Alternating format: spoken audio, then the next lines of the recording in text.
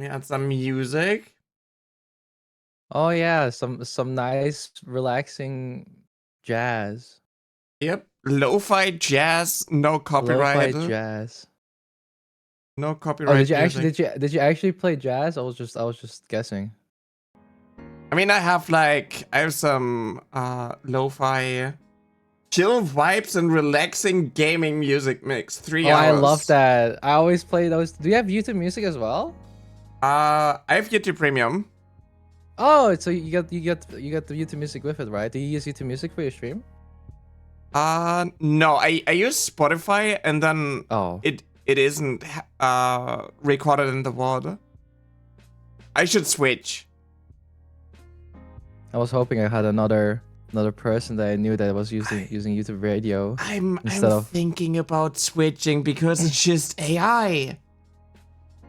Well, the thing is that like Spotify also, like, the only benefit with Spotify, I guess, in comparison to YouTube Music is that you get an integration in your stream.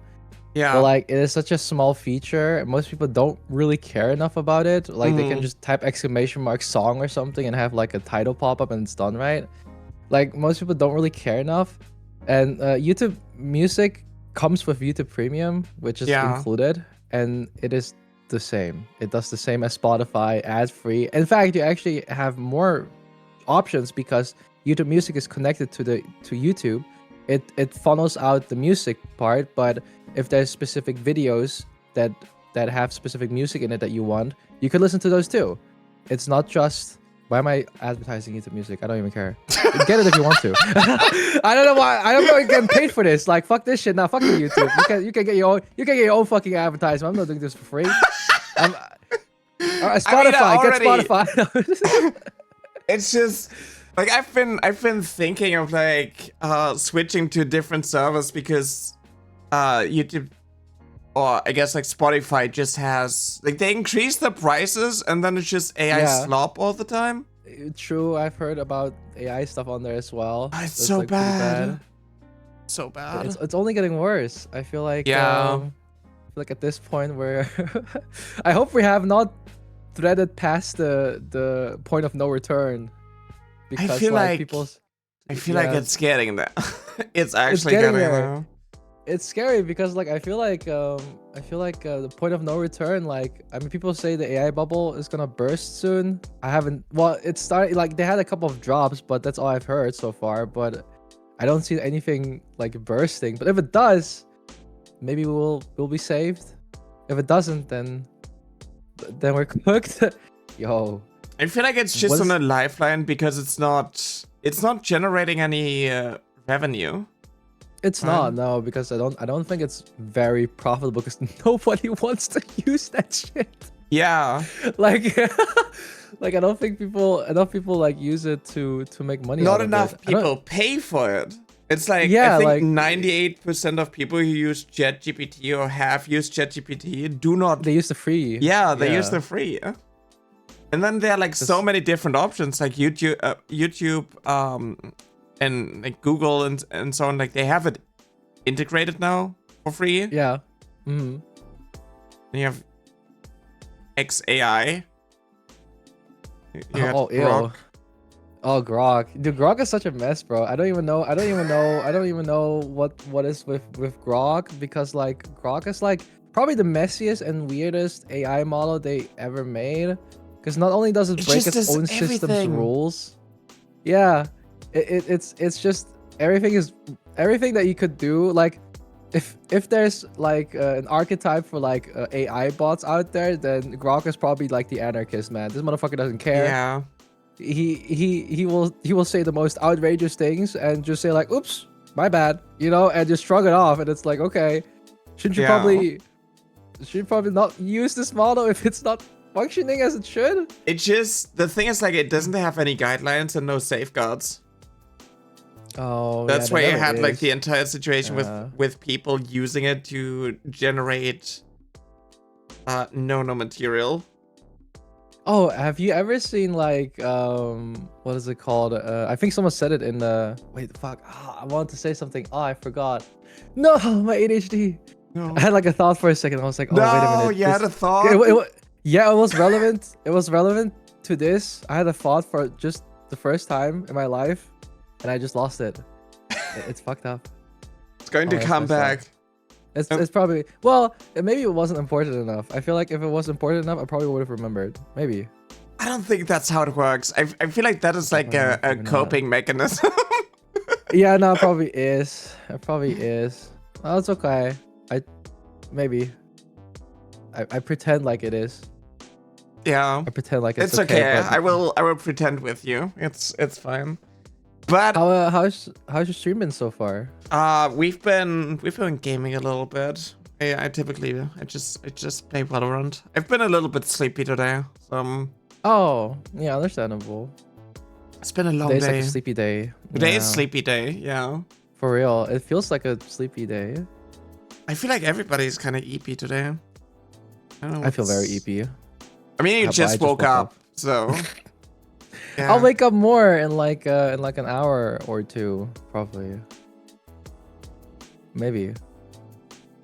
But yeah, hello everybody to the next episode of I Accidentally Made a Podcast. And You accidentally made a podcast. Oh, I is that actually the name? no, it's called Oh. it now has the name of like NYACAST, but Oh, I okay. did accidentally turn it into a podcast. Oh, that's kind of funny. I Yeah. feel like I thought that was the name. I thought the name. That's of the show was tagline. That's actually kind of funny. It's the Oh, okay. tagline. Okay. NYACAST, I accidentally made a podcast. Yeah, I thought for a second like if that's a great tagline. I was like, oh my god, that would be a banger name for a tagline for the title of the Yeah. show. But you already have it. No, it's good. I like it. I like it. But yeah, do you want to introduce yourself for people who don't know you already? I think we have a lot of shared viewers actually, but Yeah, ahead. probably. We probably do. But hi everyone, I'm Velkyen. I'm a Sun Deity VTuber, soon to be not Sun Deity anymore, but still for now, temporary job, part-time job. I'll probably quit soon and start a new job as the same person, but just different looks. I could have just said I have a new model soon, but whatever. you're reinventing yourself. I'm reinventing the wheel when it doesn't have to be reinvented. Giving up but, on the sun. That's crazy. Yeah, and I yap a lot. I talk about a lot of stuff.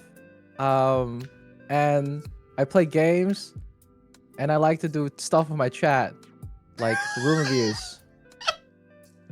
That was not in a weird way. I meant like a community-driven content, Yeah. like room reviews, and I rate their food, That's- or That's pretty cool. other stuff, and that's about it. That's kind of all I do. Lock you- in. I am locked in. Huh? Did you share anything about your upcoming model? I shared the thigh squish, Okay. and I shared like a pixel of my hair. A pixel. Yeah, like a square, like a square pixel. Mm-hmm. That's about it. That's about it. I think. Yeah. Oh, that's crazy. Huh? So People no don't know a lot. teasers. No. Yeah, no. it's yeah. No spoilers. No spoilers. Okay, No okay. spoilers. Kaza's hair. Shut the fuck up, Days. But yeah, appreciate you coming on here. Thank you for inviting me. It's been quite some time since I think we've known about each other. Yeah, we have known each other for so long, but we never talked. Right? Mamma mia! I've had that. I've had that with so many people that I've known, but we never talked. And I'm like, maybe we should start. You know, maybe we should start Yeah. talking to some more people. Yeah. No, that's true. We have known each other for like a year now. I actually talked to you in TwitchCon, or at least you talked to me at TwitchCon, but I was like really busy. I was feel like- I was looking for you. I messaged you on Discord because I was like you hurt yourself, right? You oh yeah, I was in a wheelchair. Yeah. yeah. Yeah. Oh my No, god. it's because I have gout. So I have like a medical condition where sometimes I have like arthritis attacks in my foot, and then I Oh. can't walk. So it usually happens also when I walk a lot the day before. So I think on Saturday I walked a lot, and then on Sunday like I couldn't walk anymore because like of the gout. So Oh. some people from our community actually went to get me like a wheelchair and like rolled me around in TwitchCon. So that was pretty cool though. They were really nice. That was very sweet of them. That was Yeah, actually that's Days pretty that cool. did that. Even though I just cursed at him, but thanks Days. Appreciate it. That's pretty based. Can't even see that name because it's the same color as my jet background. Oh really? Oh. I was like, oh my god. Uh, That's the point. It's cruel. Cruel. that is cruel. That is cruel. This is like someone that's colorblind and you're like making fun of them. That's kind of fucked up, Dazed. That's kind of fucked up, man. That's kind of fucked up. Someone asked, "Do you still play at 14?" Oh, not really. I kind of want to, but I really don't have time. You know how much time it takes? What's your class? What do you play? I kind of play everything. I'm maxed out on every job. Oh, that's or crazy. what it used to be. Yeah, I used to play everything because the jobs are just too like easy. Like I get bored. I get bored too fast. If I only play like one. There's one that I definitely spent more time in. Like I think in Endwalker I was, was I an Endwalker again? I was a Black Mage, and then before that I was a Reaper. Before that I was a Dark Knight, and then before that I was a Dragoon.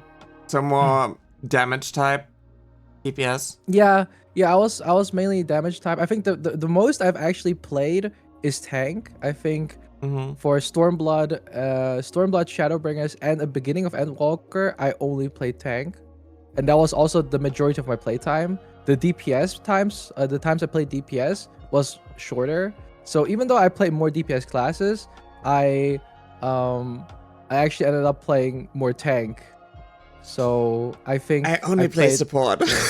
Oh really? Yeah, I all of them? Yeah, I played. I think Sage is the most fun. I did like Astrologist, but they constantly made it easier. Oh, yeah, like, they did. You always had it like, you always had to think about like so many things, and now it's just like 2 button presses. That's about it. I agree. I think with Astrologian, for example, did you play before Stormblood, or after Stormblood? Yeah, but I played White Mage at the start for a real long time because I was new to it. Oh yeah, that's fair. I was new to the game. When you used to play back in Stormblood, they made things. I feel like they keep dumbing things down more and more with each expansion, which kind of sucks. Because when for example, I understand it though, because like they make the fights harder, but they make the classes easier. Like their design for philosophy has kind of like swapped. Instead of making the class harder and the fight easier, they flipped it around kind of. So back in Stormblood, Astrologian was actually, I think, one of the most OP classes, because it could, for example, have a card called the Balance, which would give you DPS. But you could also use another card, I don't know which card it was, but you could consume the first card to give an extra effect to your second card. So you could have, for example, I think the Spire, for example, would make it AoE. So basically you could draw the Spire, consume it, give it an AoE effect, draw the Balance, and then give your entire party like 50% extra damage, which is insane. I feel like they just got rid of the cards essentially, and just, you know, kind of removed a bunch of like the mechanics, where now they things did, yeah, essentially just have like the same effects, but it's either like, oh, this is for tank, or this is for DPS. This for tank, this for exactly. The thing is that instead of it being like instead of a character that plays with cards to make its abilities be useful, it's instead just a character that happens to use cards. Yeah, like exactly. It's more like an aesthetic feature rather than an actual functional thing, because the cards don't do anything different. They're the same cards. Yeah. And it's stupid to have 6, because that's why there's 6 different cards. It used to have all a different effect, but now they have 2 effects. It's either for more DPS for tank and healer, or it's more DPS for DPS, I guess. You know, or range or melee, stuff like that. I really hate it when it comes to games when like the skill ceiling is like so low and like there's no real reward for playing something perfectly, for like actually knowing like the intricacies of like a class, and it's just on the same level. Like there's white mage, and white mage is a lot of fun, but it's really basic. And then you have like something that is a little bit more complex, something like sage, and then you know you have to think about like combos and so on. And astrologist was something that was like on another level.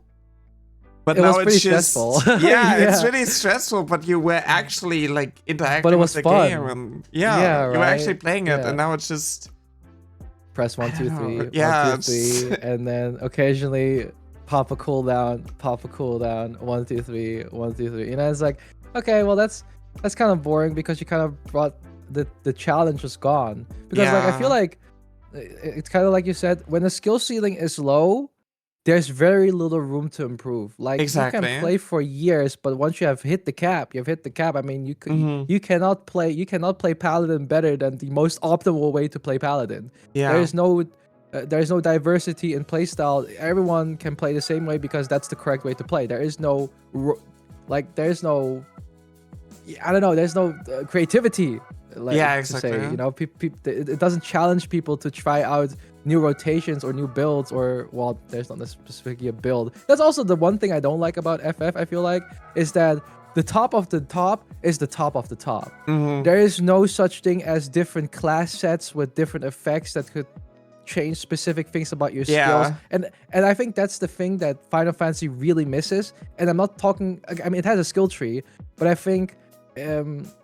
I think they have very little openings for like a custom armor set build that could change your abilities in a certain way that could change the flow of your combat style. I think that would be cool. I heard back then, like, what was it, like smithing and so on was so important because you couldn't just buy the best sets, and now you farm the raids and then you purchase like the best set and you have like some form of like combo that you can have, but it's like there's no gambling. There's no gambling on like stat it's very linear. Yeah, it's very linear, and it kind of like you finish things pretty fast. Someone said I never had an issue with how jobs were designed. Oh, I never had an issue with the jobs design itself because I love the jobs design and the vibes of them because it's very Final Fantasy, and I'm a huge Final Fantasy fan. But I wish. I mean, you know, here's the thing. If we're talking about 2014, I've been like, this is fucking revolutionary. You could swap classes on the fly. You didn't have the same bullshit. You didn't have the same bullshit WoW had, where you had, you know, locked into the class and it's over for you. You have to start all over again. No, you could just you need a new character, and then you hit like the character limit, so you need to go on like a different world. Exactly right. But now you can have one character with all the classes. Back in the days, they actually had something really cool, which was the traditional system to get a job. Okay, that sounds weird. Basically, normally in Final Fantasy, you need to have 2 classes leveled before you have 1 job. So basically, a Dragoon, for example, you needed to be level 30 Lancer and level 15 Marauder. I thought that was fucking cool. It's like for Summoner and Scholar. It's like shared, kind of. Well, it's basically like you need to have because for Summoner and Scholar, you only need to level Arcanist, I think, and would unlock the two classes, the 2 jobs. But back in the days, it was the reverse. So you needed to level 2 classes. So I think for White Mage, it was level 30 Conjurer and level 15. Which one was it again? I think it was either Warrior. No, not Warrior. I don't know, some other class. I don't know. I think it was Black Mage. Was it Black Mage? I don't know. You basically needed level 15 for one class and level 30 for the other class, and those 2 combined together will make 1 job, basically. And you could actually select certain abilities from that level 15 job as well. So you as a White Mage, I think you were paired with the Gladiator.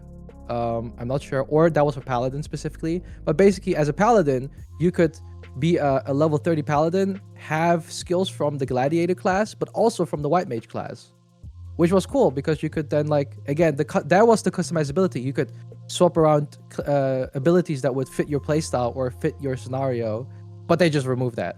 They just made it easier again. I like how this just turned into a info dump on Final Fantasy. Yeah, I was like I started yapping and nerd talking. Someone else said something interesting. Someone said high school players would never really optimize everything, so in the end, choices were narrowed down to the optimized build. You were shamed and kicked off parties for not using the right build. Yeah, that's the thing. There was always the best of the best build, and I don't know. I think it's extremely hard to make a game where every build is viable. I guess where there's no something as like pure meta, because one is always stronger than the other. Yeah. But I don't know. I don't know. I feel like Final Fantasy at the top level kind of feels dull. There's like no grind to it. Yeah. Once you have it's just meta slaving, It's just the just playing the best of the best, the most optimal way, because otherwise you're gonna get kicked out, or people are gonna harass you, or like people don't want to play with you because you're like not good enough. But that's like the hardcore players. Like the hardcore players are like they're really like passionate about the rating, which sure. Fair, whatever, like okay. It's just a game, but okay.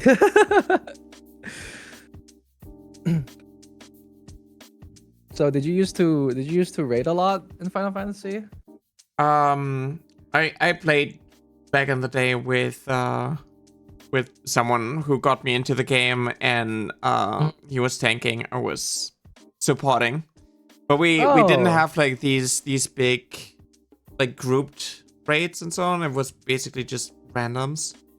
And I think, it was fine. It wasn't too bad, but I never really got like too involved into it. I used to back in the day. I used to play MMORPGs, like play for fun.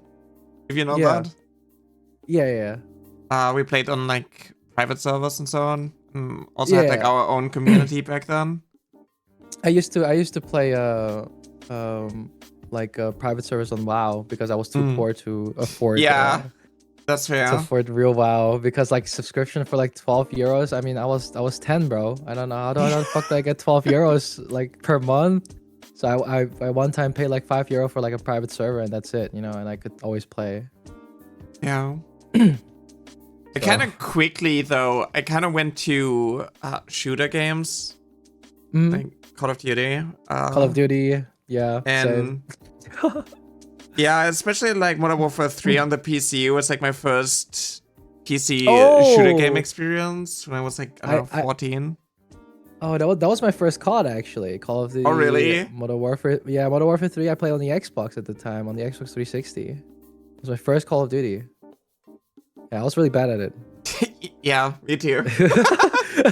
Like people were like, I was just playing the game for the first time. You had people that were like drop shotting me. And they were like fucking dropping Moabs left and right, and I'm just sitting there. I'm like, I got a UAV, boys. I got a UAV. Yeah. And I feel like I got destroyed.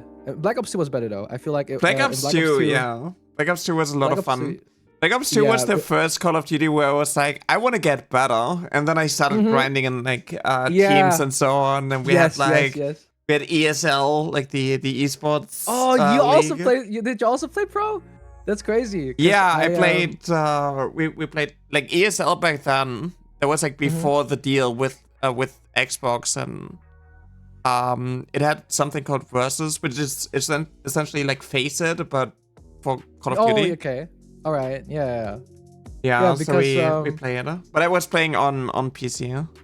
Yeah, that's sick though, because I didn't because I used to you remember Black Ops 2, you had the League play, right? That was kind of like their first Call of Duty League, incentive. Yeah, they tried to have like the first incentive of having competitive game modes in the Call of Duty game itself. So Black Ops 2 had League play, and I was like really high ranked on League play. But I have a screenshot of me being like rank 1 master. Oh shit, really? You had rank 1 master? Damn, you might be you're better than me. My god. But like not a lot of people played on PC. Oh yeah, but I have never met someone before that was also master, because like I was not rank 1. I never hit rank 1. People were cracked on Xbox, but I never hit rank 1, but I hit master before. But then like I never went like into the website competitive scenes, right? We were just playing for fun at the time. But then it changed in Ghosts, because in Call of Duty Ghosts I went further than just the league play mode. I don't think the game even had league play. I think it was just normal game mode. But we also like signed up on like I think like this competitive similar to Face It, but I don't remember the site. And then we just started playing competitive there. And then I also think that we went to like a small skill tournament somewhere once. Had to put in some money. We didn't win, but we did do pretty well. And people were really good. It was very, very intimidating. Pro players are like, it's like you're playing a whole different game. You play pro and it's like a different game. It's not COD. I had like the last good Call of Duty on PC was essentially Black Ops 2, because out of that, like Ghosts and so on, like ESL kind of shut down. It shut down the versus thing, and we didn't really have like the tools anymore to like play, which was kind of sad. Oh, that sucks. Yeah. Not a lot of people played the Call of Duty League because we had ESL, and those rules were like, it was more essentially like Counter-Strike. It was a very like bare bones version of Call of Duty. It was kind of fun. Did you play Counter-Strike before? I didn't. Oh, you didn't? I was wondering because like you played Valorant, so I was like maybe you played CS. I was only surfing. I played a little bit in Counter-Strike. I was like, it was a long time ago. I had like I had a knife pull out of a box. What? And then I got scammed. What? No! Yeah. I had like some, what was it? Like a bayonet, the crimson web out of a knife, out of a box. There was one of my first boxes. I should have just like, I got into trading and I got scammed. That's fucked up. Oh no, that was so much money. Yeah. Oh, that's so sad. Pain. That's fucked up. I'm sorry to hear that. That's terrible. I mean, you know, I think it was like 200 euros or something. Oh. Well, I guess sometimes you gotta learn the hard way. Yeah. I remember one time my friend did the same thing. He wanted to sell like an item from PUBG, and it was only 80 bucks, luckily. But the guy said to him like, "Yeah, I'm gonna send you like a Steam gift code," and I'm like, "Okay, that's already shady as fuck, motherfucker." Like he says Steam gift code, bro. Like he's about to scam you. Like, and then my friend was like, "Nah, I'm sure it'll be fine." And then he's like, "Okay, so what's the procedure?" He's like, "Oh, I send him the item, he sends me the code." I'm like, "Okay, but who's sending first?" They're like, "Oh, I send first." And I'm like, "Okay, you're getting scammed, buddy. I'm telling you already." Yeah. Right? And he didn't listen to me. I said to him he's getting scammed. He fucking traded a stupid ass item and then he blocked him. Oh, what a surprise. He got scammed.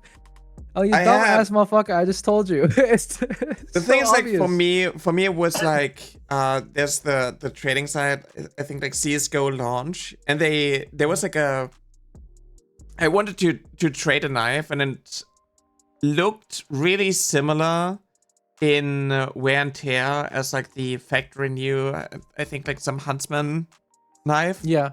And I didn't check, but then I saw that the knife was actually not factory new. Like the image looked, and on the CSGO thing, CSGO launch, it said the thing, but apparently you can just like list it, and then it doesn't check if it's still in your inventory.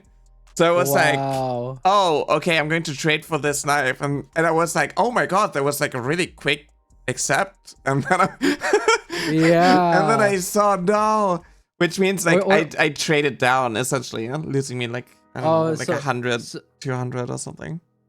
So I wonder what they did just do is they get a factory new version themselves to put it on the website and then buy another one that's like minimal wear or yeah, something, exactly. so and the image looks really similar. The image looks the same. Yeah, because I think you could just buy duplicates, right? And then just trade the wrong knife.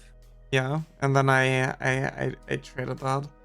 Because like I'm like incredibly cautious when it comes to scams, because as a kid in Fly for Fun, I got scammed when I was like 14 or like 13. It's which was like in the same way. Like I bought they're like flying things, and they added wings. So Yeah. I purchased wings, and then somebody messaged me being like, "Can I take them for a ride?" And I was like, "Sure, let me just trust this random stranger on the internet." But I was like, and I was they took 13. it and ran away. I was. And then I was like, "Hey, can you like, send it back?" And he was like, "Oh, sorry, I'm lagging." And then he just logged out. God. Oh my god. I was like, dude. I was so upset. I was so upset. That is, if that was me, that was where my villain arc would have began. Yeah, that was the moment when I logged off and I started playing on private servers. I was done with official. So. People are so terrible. I can't believe that people have to make video games. Like, something that is made for fun makes so miserable for people sometimes, man.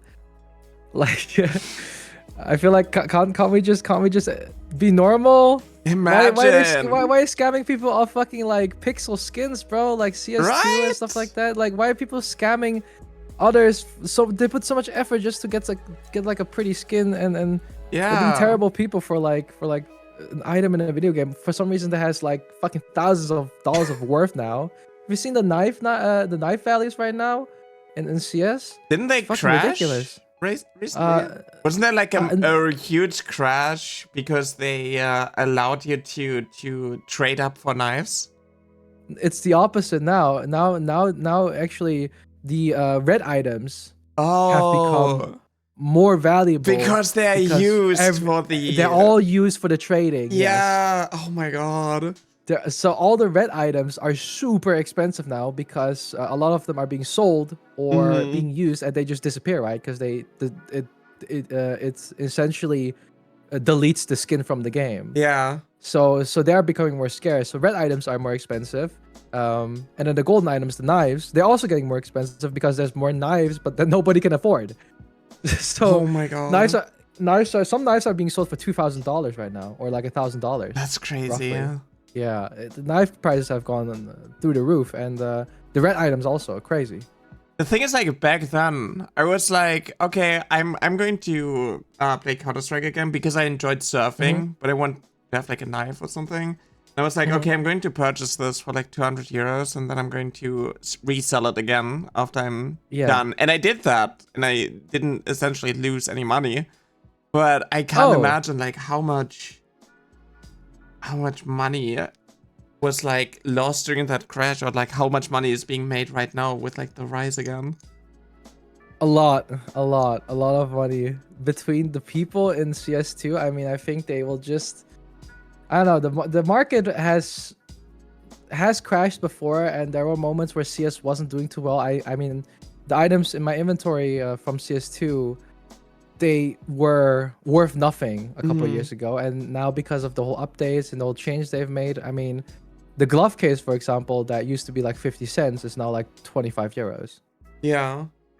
Which is kind of insane. I think that's quite a huge jump in the amount of value for a case, because the case is just a case. So you open the case and it can go from 25 euros to 5 cents. You know what I mean? So like, yeah, it's like the case is worth more if you don't open it. If you don't open it, exactly, because if you know what's inside, then it's gonna drop in value. Yeah, the potential is worth more than like what is inside. That's crazy. They're actually banned here in the Netherlands because we don't. Yeah, I heard. Huh? Yeah, I cannot open because it's gambling. I cannot open keys. Yeah, it's considered gambling. Considering the only reason why it's considered gambling is because whilst in League of Legends they have the same system right now with the loot box and stuff like that. In League of Legends you cannot sell. Yeah, you cannot technically sell the skin. Yeah. CS2 has a market that actually has a market value that is tied to a real currency, which you can give, and also it can be traded amongst people. It can be used for gambling sites. It is an actual currency that has value, real world value. That's why the government considers it real gambling, because you could put in $5, right, for a case and a key in CS2, and you could make 200. That's 100% gambling. Yeah. And you can sell that and actually have real 200 euros in your pockets. In League of Legends, you can spend the money, you can get a skin and gamble, but you can never withdraw the skin for real world currency. It's stuck there forever. Basically, you're just paying Riot. Yeah. In CS2, you are paying Steam or Valve, but they can give you money back. See, and then it's starting to become a bit different. It's a bit of a that's kind of the thing. Like I spent like over 1,000 euros or so on like Valorant skins, and I was like, I will never see that money ever again. I will never see that money. Yeah, well, you could technically sell your account and be like, yeah, I have all these characters with all these skins and stuff like that, but I mean, that's illegal. That's against terms of service. Exactly, and that's what makes them safe from being banned in gambling as well, because in their own TOS they disallow the selling of the profile. Therefore, I mean, to be fair, in Valorant there's like the shop, so you don't actually like you don't buy loot boxes or anything in Valorant. Yeah, you just buy the skins. It's there's no it's like boxes, Fortnite, right? Fortnite yeah, it is. Yeah, it's like trading booster packs, kind of. The one with the glove case, yeah, basically you just don't open the pack. Yeah. Oh my god. We are ADHD. Yeah, ADHD brain. ADHD. I just Are you started diagnosed? yapping and I am diagnosed. Yeah, I wasn't really sure. I think when I was 22, I decided to go to my doctor and be like, hey, can I be diagnosed for ADHD? And he's like, why do you think you have it? I'm like, motherfucker, look at me. What do you mean, why do I think I have it? This guy is like asking me these questions, you know? Yeah, like, I have to. What symptoms do you have, you know? Oh my god. I want to get a diagnosis too, but I'm like struggling to make the phone call. Oh, no, it's okay. I mean, I think you should take your time. I think you should do it whenever you're ready to and comfortable. Like I went to my doctor and I got like he was saying, oh, he doesn't really know a lot about ADHD, so I should go to like a specialist. So he handed me like a I don't know, like a transfer type of thing. So I kind of need to do it soon, get the appointment soon, so I don't have to go back to and get like another one that doesn't expire. Oh, okay, that's fair. That's fair. I mean, for me, I think when I had the ADHD thing, I thought I had it. The doc said, like, okay, sure, and then he sent me over to this place where they would diagnose me, and then they deadass said to me, why have you not been diagnosed before? And I'm like, what do you mean? And they were like, you are like in the 99th percentile in the Netherlands of the worst cases of ADHD. And I'm like, oh, God. Cool, that's cool, that's awesome, man. Thanks. And and I went to my mom and I was like, why'd you never diagnose me? And she was like, oh, well, your brother used to be like that too, but he calmed down. I'm like, what the fuck is that supposed to mean? First time I'm top 1%, but it's like top 1% of ADHD. Yeah, I'm just cooked. My mom never got me diagnosed because back then people were under the impression that in order for you to have ADHD, you need to be like hyperactive in the sense of like you running around a lot. Yeah. Yes. You cannot because people typically misunderstand. They think that ADHD is like a physical thing, which sometimes it is. For some people, it's a physical thing. You don't have ADHD because you're not shaking your leg the entire time. You're so quiet. Yeah, you can sit down. Talk. Yeah, you can sit quietly for like more than 10 seconds. You don't have ADHD, you know? Yeah. But it's like a brain thing. It's a brain thing. It's a bit of both, because like depending on your brain, some people when they have ADHD, they're very physically active, so they can't like really sit still and they always have to move and walk around, and they talk a lot, talk really fast. Now you have the people that are a bit more chill. They might not say much, they're quiet, but their brain, if you like take a peek in their brain, you're gonna be like overloaded with so much information that you're just gonna be like, yeah, nah, I can't handle this. For normal people, this is completely different, because I think for normal people, their brain is like pretty quiet. For me, it's not really a thing. Yeah. I remember I saw this video once of this guy that was trying to annoy his girlfriend with like this very soothing. They were like swirling like a coffee. they were like stirring a coffee in their cup, and they make the clinging sound with the spoon, right? And Yeah. he was like, I'm trying to figure out how long I can do this until it annoys my girlfriend with ADHD. And he stood there for 5 minutes and she didn't deny. She didn't say anything. And then he asked her at the end, like, so why didn't you react to, like, don't you find this annoying, like the clinging sound? And she's like, well, I have ADHD. There's so much going on in my brain right now. This sound just adds to it. It's very soothing. And I'm like, yeah, that's a mood. I find those sounds very soothing too. It's just white noise. I have ADHD brain. I just had to look in my inventory because I have like a bunch of cases. I think I have like 68 cases, and all of them start at €4.20. Oh my god. Yeah, you see, all the cases went like crazy up in value. I feel like I should sell them. You probably should. I mean, I don't know. Like these were like 10-cent cases. They used to be, but Yeah. now they're like up in value because people want specific items from those cases. Holy shit. Yeah, they're going up right now like crazy because of the red items disappearing. So people want to buy more cases, get more red items. The thing is, like, is it worth holding on? I'm not sure. Are they not dropping anymore? Oh yeah, some cases also don't drop anymore. So I have like the Gamma 2 case and the Gamma 1 case. I wonder if my inventory has gone up at all in the past few days because it's been going pretty wild. I only have like one red thingy, but that's like the loyalty badge. I don't have anything else. I think I sold everything except for like blue and purple skins that are worth nothing, obviously. Yeah. But the cases. The cases are crazy, right? Like I have a couple of shit. cases. Glove case like €18 right now.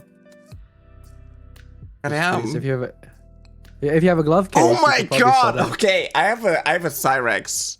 And that is worth you have a Cyrex? How much is it? That is worth €210. Cyrex used to be like €30. It has a holo sticker and a kawaii sticker. Oh yeah, that my was god. a €30 skin. That was a €30 skin. Oh my god! What do you mean Holy that's €200? Holy moly! That's crazy. Goddamn! That's Holy actually shit! I didn't know that I was sitting on money. That's what I'm saying. Hey, if you guys have your CS inventory and you have bought like skins before, check your inventory because there's a pretty good chance your skins might be worth money now. Yeah, my orb red line is worth €50 now. Oh my god, I have a Kenny S sticker that's worth like €20, I think. I have the Team Envious Cluna Poker 2015 sticker on that. Oh, €16. Oh shit, yeah, the stickers are also worth a lot. Yeah. Damn, that's crazy. Yeah, now you can sell them and get something. I don't know. You can yeah, sell them, I guess. Yeah, I should look at that. Damn. I didn't know I was like sitting on like freaking €4 case. It's a good thing we had this collab. Now you know you have some extra now money. I know. Yeah. You can buy some games with them. Yeah, I can. Oh my god. Did you see that one Steam game that's coming soon? Where if you have ADHD, you kind of log in, but if you don't have ADHD, you feel overwhelmed. Oh really? Wait, which game? Oh wait, let me check. Holy shit, Let me that see sounds if I fire. can find out. It's on my wish list.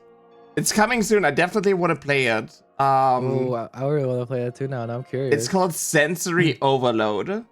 Oh my god. Wait, let me Oh shit. bring this up on stream. Oh yeah, this. So I have seen this. Oh, this looks so nice. I like this. yeah, and for me it's like so. Actually, Oh my god. I think I have ADHD. So if that is, This is kind of easy to follow though. yeah, I don't know what the problem exactly. is. But like What? if you don't have ADHD, it's too much for you. No, it's not that bad, honestly. If I'm looking at the trailer, I mean, it looks pretty doable, honestly. That's cool. I want to play this now. I'm watching the video. It's already like kind of soothing my brain right now. Yeah. Like watching it feels really soothing. I feel playing it is probably going to be incredibly stressful. It depends. I think in the beginning, because like for ADHD, it's in the beginning you have to get used to it, but after like a minute or so, I think you'll be fine. Right? Like I think in the beginning it's a little struggling, but it kind of reminds me of like, what is it? Open Hexagon? I don't think I've ever played that before. Oh my god, wait. Maybe I can find this. There's a free version of it, and there's also like a Steam version of it. It's like a rhythm game. Oh my god. It looks like this. Oh, it is on Steam. Okay, wait. It's kind of insane though. It's like really. It's crazy. Okay, this one's a little. Yeah, that one is really. I was really bad at that. Like it spins. It continuously fucks with you. I think everyone would struggle with that. Honestly, that looks kind of hard. It's pretty difficult. They are crazy levels without. No, that is just annoying. That is just hard.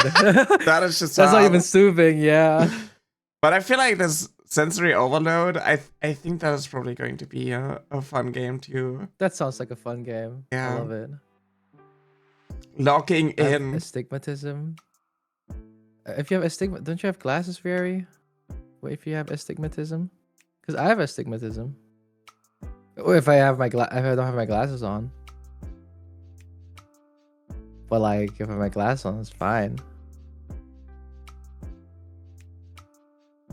This keeps torturing you as you keep going up in levels. Yeah. I think it definitely is going to get like so much harder. But I want to try. Same. I'm excited. It sounds fun. Like I used to. The only rhythm game back then that I really played was Osu. Oh my god! I also played Osu. Oh really? I loved Osu. Yeah. I had like a tablet and everything and a pen. Oh, I was playing with mouse and keyboard because that was my warm up.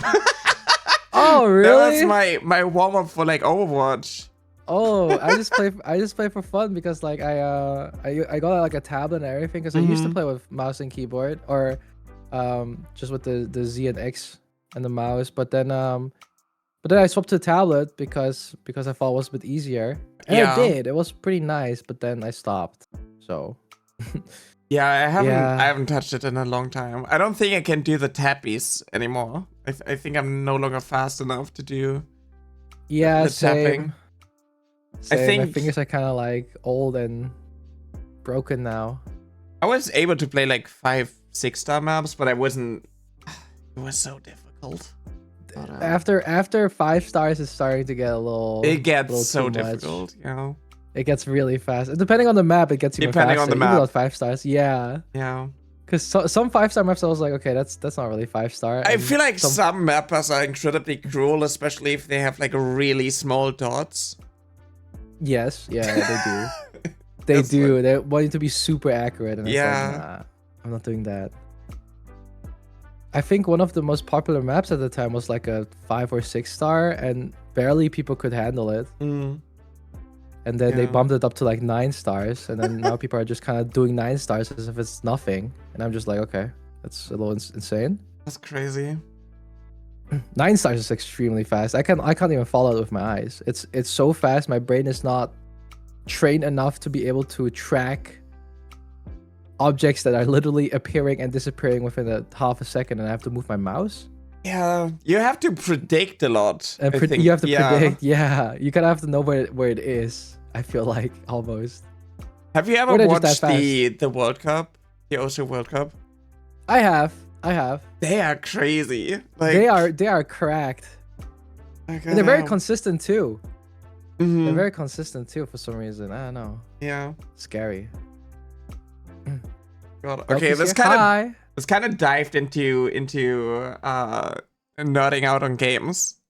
Yeah, we're like I don't mind, derailing. No, it's okay. I mean, if you have other topics that you want to talk about today, we can also talk about those. We were like this is just ADHD, like you start talking about something and it just derails. I mean, I never really have like a set plan. There are like some things where I'm like curious about, but like I don't mind just talking, right? Yeah, it's fun to just It's like the first time we actually get to hang out like that. So exactly, yeah, we get to like properly know each other now without being like in a wheelchair or through text. Now we can talk. Exactly. Oh my god, are you going to TwitchCon this year? I'm probably going to go to Dokumi instead because they planned on the same day. Oh really? Oh yeah. Isn't Dokumi easier for you as well? I mean, it is in Germany, right? Yeah. It's in Düsseldorf. Yeah, I don't know if it's. I mean, where's that, like top of Germany? No, it's like west. It's pretty close to the Dutch border. Okay. Yeah, I don't know. I feel like a lot of my friends are going to go to TwitchCon. TwitchCon, yeah. But maybe it's very divided. Talk. Yeah. Yeah, maybe you should talk because like it's very divided now because dumbass is fucking planning. Because Dokumi already like gave out their schedule. Fucking TwitchCon knew. Yeah. And they were like, let's plan it on the same day as Dokumi, and it's like, okay, buddy, that's a little unfortunate. Because we didn't meet at. We actually didn't meet at TwitchCon. We were just like texting, and then it didn't work out. I think. No, we did see each other. Eventually, I think you found me. We did see each other because we gave each other a hug, I think. I don't think I hugged anyone at TwitchCon. Did you? I think you're misremembering. Am I misremembering? I definitely saw you. Were you at the VTuber meetup? No, but I think I saw you like at the con itself. Like Mandela effect. No, I'm not. I'm pretty sure. I would have gotten a signature from you. Oh man, what? Am I going crazy right now? I think you're going crazy. Who did you hug? I don't know. Did you stream during TwitchCon? No, I didn't. The fuck? Like I remember sending you a message, but I think we didn't find each other. Maybe I'm going crazy. I don't know. I feel like okay, maybe I don't know. There were a lot of people. Maybe there were a lot of people. That's true. I'm not entirely sure, but I definitely know for a fact that you did ask where I was. I did ask you. Yes. I did. I wasn't on my phone. I got ghosted. Yeah, everybody. I ghosted Yara. Yeah, because I was so busy. I was barely on my phone. I think I was also kind of streaming at the time, so I didn't check my notification at all. Oh, you were streaming? I was streaming on the second day. The first day I don't know if I was. Maybe I'm not sure. But I definitely did not check my phone at all during TwitchCon. Yeah. Because there was always something to do or someone to talk to or somewhere to go. Yeah. Sorry. I didn't. I ghosted a lot. I ghosted a lot of my friends during TwitchCon. I just thought you hate me. No, when I ghost people, it doesn't really mean anything usually because I'm firstly my ADHD because what I usually do is sometimes what happens, and this is like the worst thing that I do, is that I open someone's message and I'm like, okay, I read it, and then I'm like, don't respond.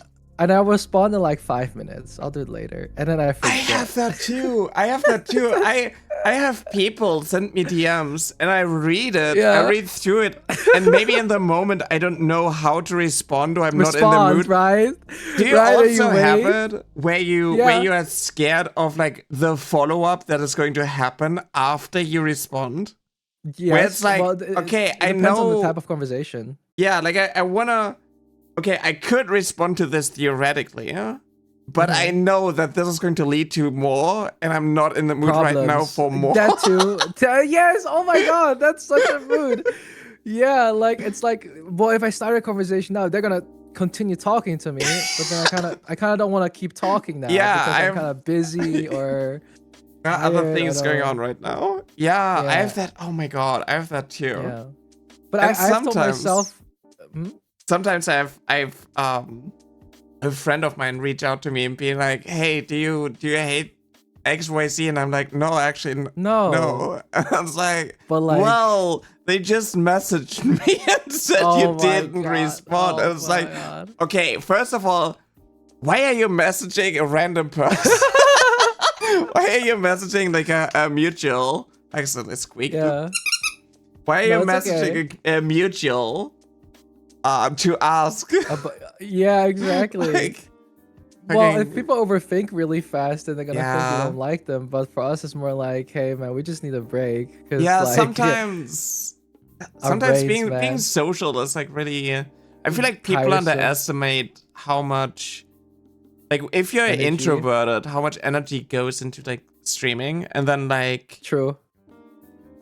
You know, there are things where you have like the energy for. And I have like a few people where, you know, regularly hang out and message. But like when it comes to the broader circle, I'm not always available. Even though I'm chronically online. Yeah, well, for me, it's like I'm very ambiverted. So it kind of like depends on how I feel. Some days I'm pretty much okay with talking to people. And sometimes I just talk to people like through the entire night. I just chat with like a couple of people on my phone and vibing, and I'm just very like ready to go. And then some days I see someone's message and I'm like, nah, I'm good.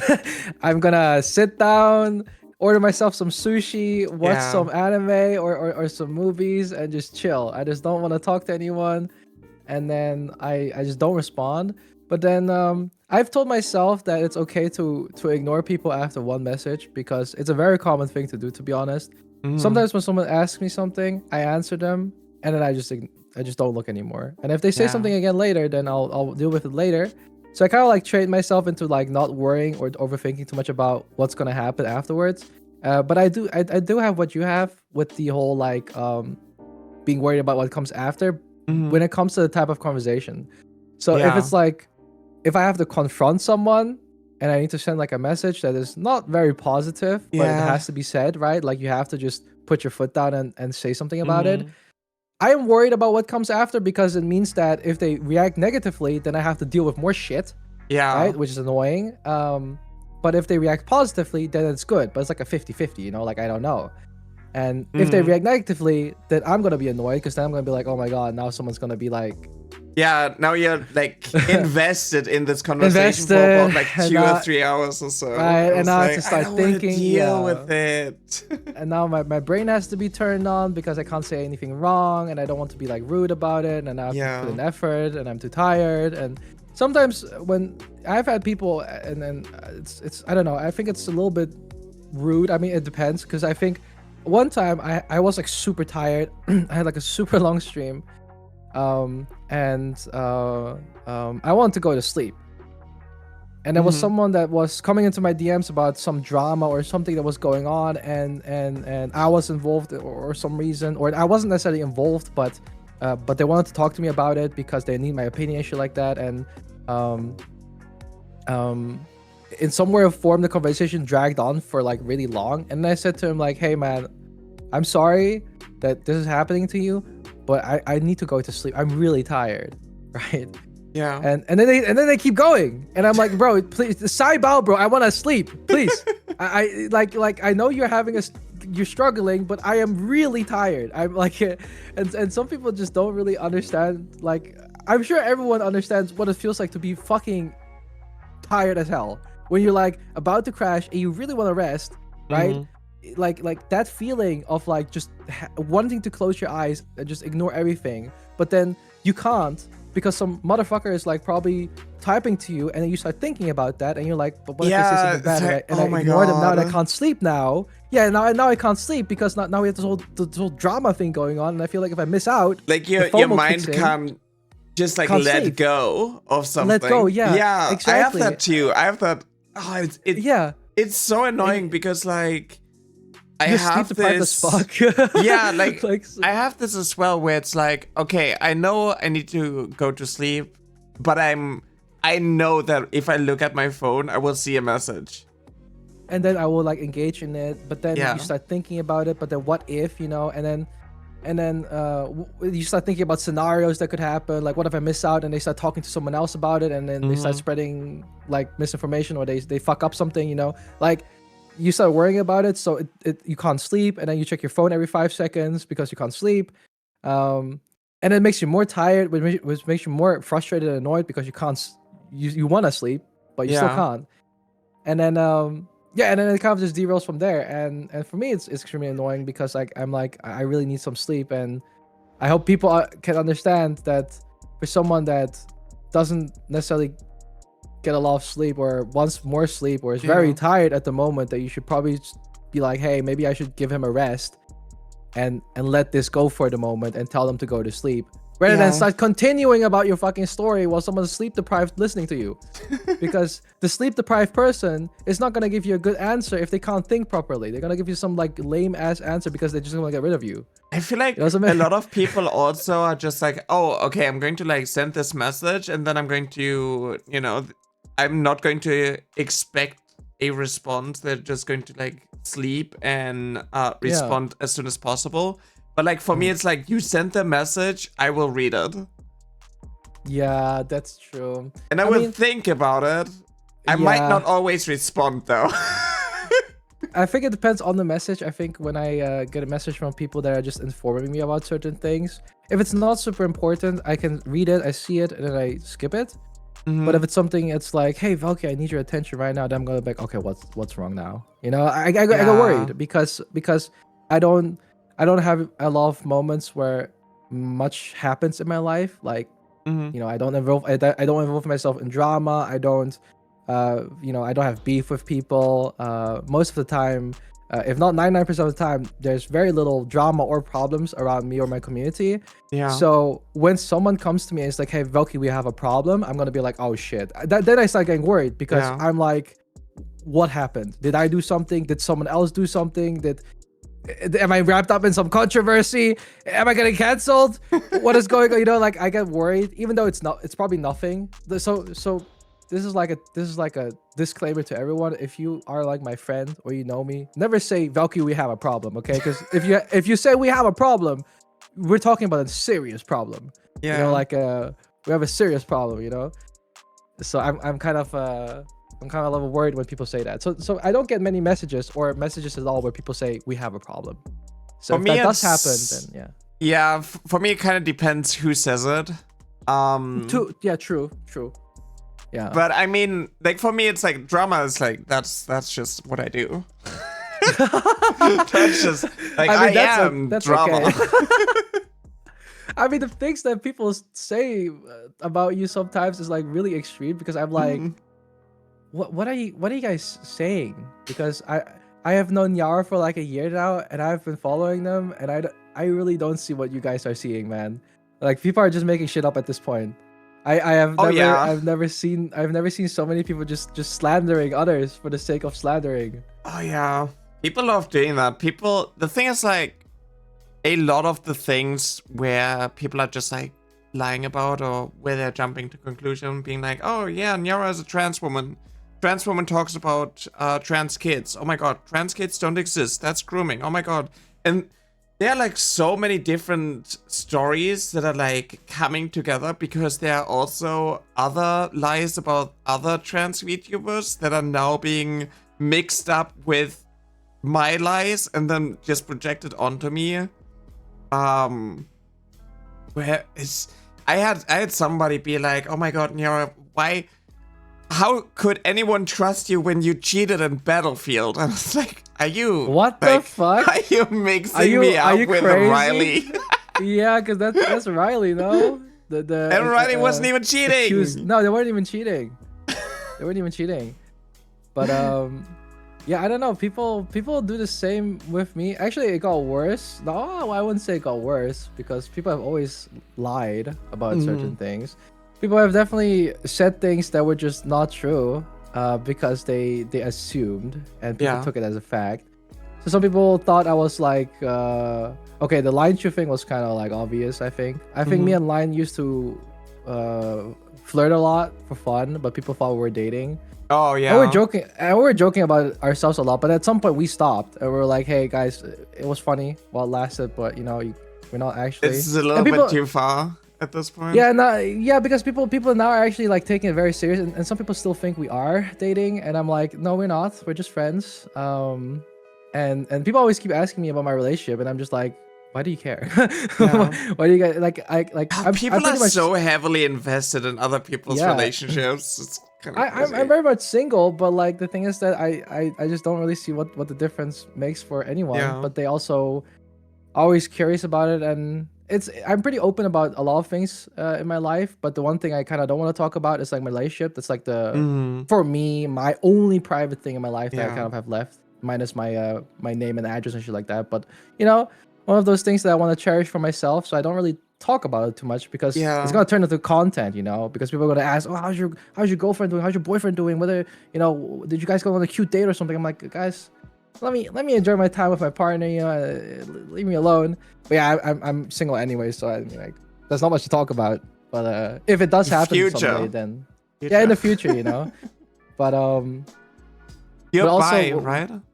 I am bi. Well, technically, I say to people, that are not so invested with LGBTQ+, I will say I'm bi because if you start saying I'm pansexual, then people are gonna be like, it's so complicated for people being like, oh yeah, so you're attracted to everything, but like, oh, they're just two genders. But what does that mean? Like, but because what does that mean? Because like bisexuality, pansexuality are different things.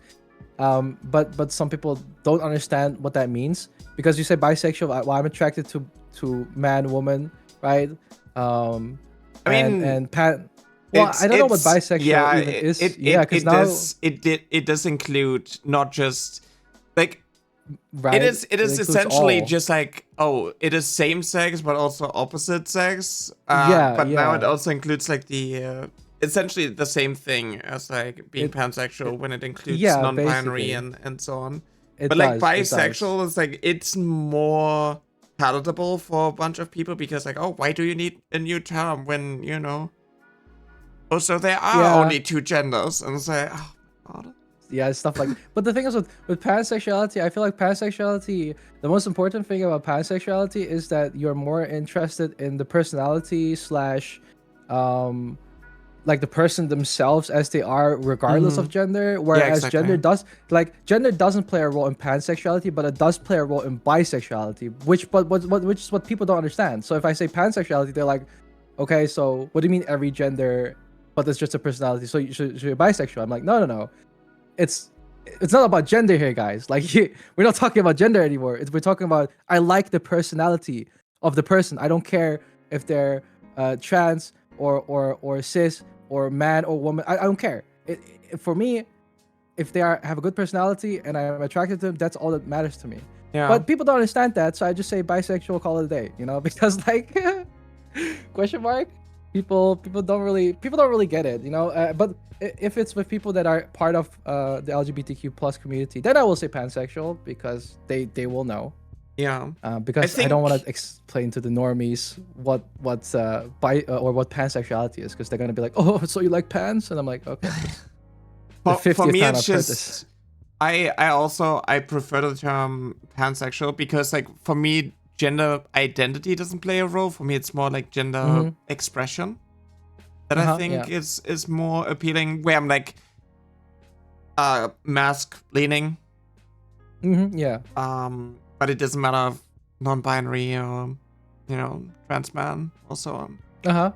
Just, I don't really have like that much experience with dating, so I'm like still kind of figuring myself out. Explore yourself. That's okay. Like for me, it's just like, as a trans woman who is more, you know, feminine leaning, like trans femme leaning, I just prefer when, you know, my partner essentially highlights my femininity. It kind of makes me euphoric.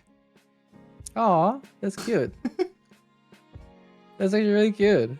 Wait, that's actually really wholesome. it's like validating, you know. Mhm. It's really cute. Yeah. Yeah, I love that. Yeah, that's kind of why it makes it kind of makes it tricky to date people who are more feminine leaning. Yeah, no, that's fair. For me, I'm very like flexible, I'd say, because like I can be very masculine, more dominant slash like switchy type.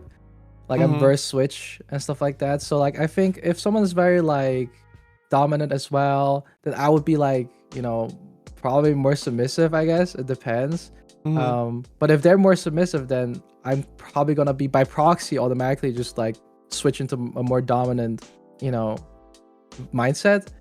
So that's that for me at least. I think when it comes to masculinity and femininity, I mean, feminine can also be dominant, right? So that doesn't really play a role. Yeah. Right. So masculine and femininity, I mean, I think I like both. I think both are nice. I think in some cases, yeah, like I like submissive masculinity, but I also like dominant masculinity. But I also like, you know, submissive femininity, but I also like dominant femininity. So I'm really like, you know, a connoisseur of all the flavors to say so. I like to, you know, I'm fine with all of them. A friend of mine is like, she likes men that are submissive, but women that are dominant. And I was like, you know, if you have like a specific kind of, I guess, a flavor of masculinity, femininity that you kind of prefer, but for you it's just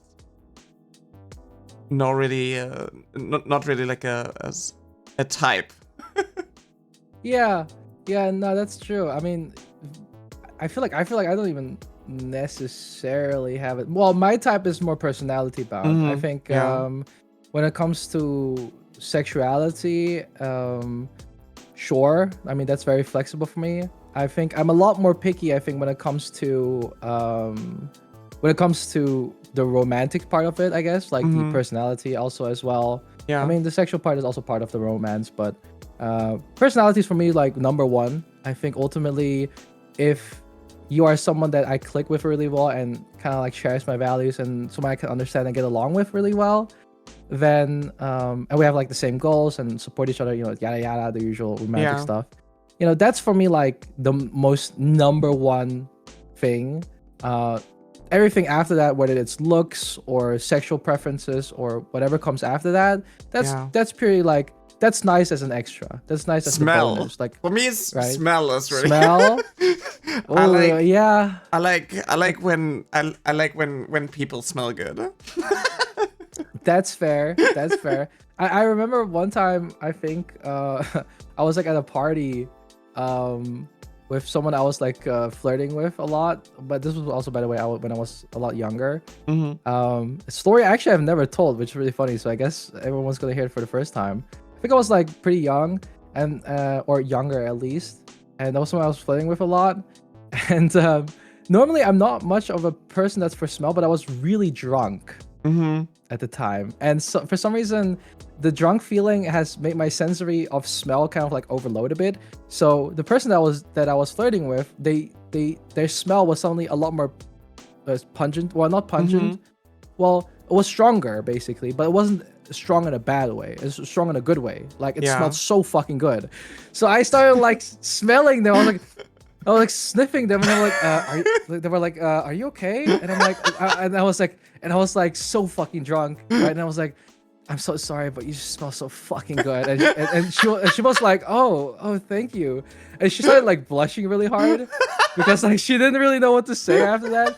Afterwards, she said to me that it was really cute and stuff like that afterwards, but I was like really embarrassed because I don't remember like that much from it. But that's what they told me like like afterwards. And I was like, oh, that's fucked up, man. I didn't know I was doing that. So I guess if I'm inebriated, my sensory of smell goes like really extreme, and then I'm gonna start like I'm not gonna do it to a mean- random person. It just happened that I was like flirting with the person and we were like getting along. Yeah. I don't do it to a random person because that's just weird. I'm gonna be honest, like, since being on HRT, I feel like my sense of smell has changed a lot and how I perceive smell.